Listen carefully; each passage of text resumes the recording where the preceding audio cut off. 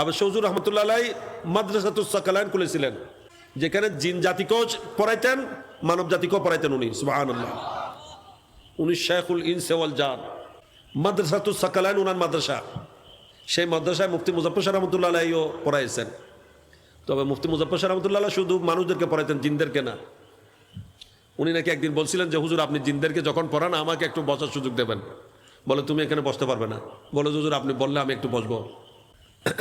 বলে যে হুজুর যখন অনুমতি দিয়েছেন আমি বসছি, তবে আমি ওখানে বসার পর এমন এমন বিকট বিকট আওয়াজ শুনতেছি, আমার মনে হচ্ছে যেন হাতি পড়তেছে একটা একটা। আমি ভয় পেয়ে গেছি এবং কিছুক্ষণের মধ্যে বেহুশ হয়ে গেছি। কিন্তু হুজুর দীর্ঘক্ষণ এদেরকে দরদ দিচ্ছিলেন। সুবহানাল্লাহ। কাদেরকে পড়াতেন? জিনদেরকে পর্যন্ত। উনি বন্ডদের বিরুদ্ধে, জিন সাধনা করে যারা বন্ডামি করে, ফিরগিরি করে, এদের বিরুদ্ধে খুব সোচ্চার ছিলেন। এরকম এক ফিরে ওনার কাছে জিন পাঠিয়েছিলেন ওনাকে মেরে ফেলার জন্য। জিন দিয়ে হুজুর ওরা মারি ফেলে পাঠাই দেয়। হুজুর জিনটাকে এইভাবে ধরে পুরা ফেরে ফেলছেন। হুজুরে সকালে, এটা রাত্রে পাঠিয়েছেন, হুজুর সকালে বলতেছে যে আজকে একটা কাজ হয়েছে। কি হয়েছে? অমুকের জিন ফেরে ফেলছে আমি। সবাই বলে যে হুজুর আমরা একটু দেখি। বলে যে তোমরা কিভাবে দেখবে? আচ্ছা দেখবে, এইদিকে দেখো। তখন দেখতেছে একটা কাকের আকৃতিতে একটা প্রাণী ঝুলন্ত অবস্থায়।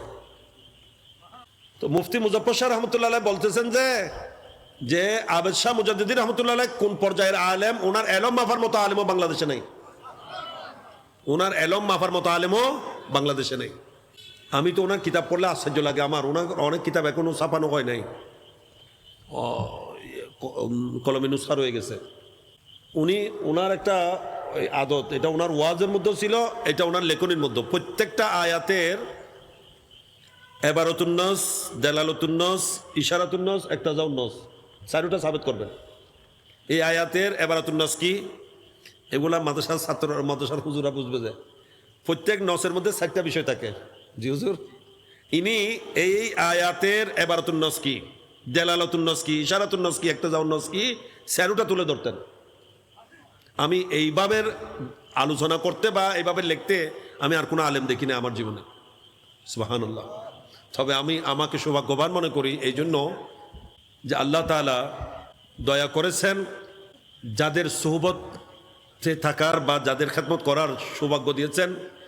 আমি যেটার জন্য আমাকে খুব গর্ববোধ করি, আমি নিজেকে সৌভাগ্যবান মনে করি, এনাদের মধ্যে মহান জাত হযরতে আল্লামা সৈয়দ আবু নসর আবদ শাহ মুজাদ্দিদ আল মাদানী রহমতুল্লাহ আলাইহ।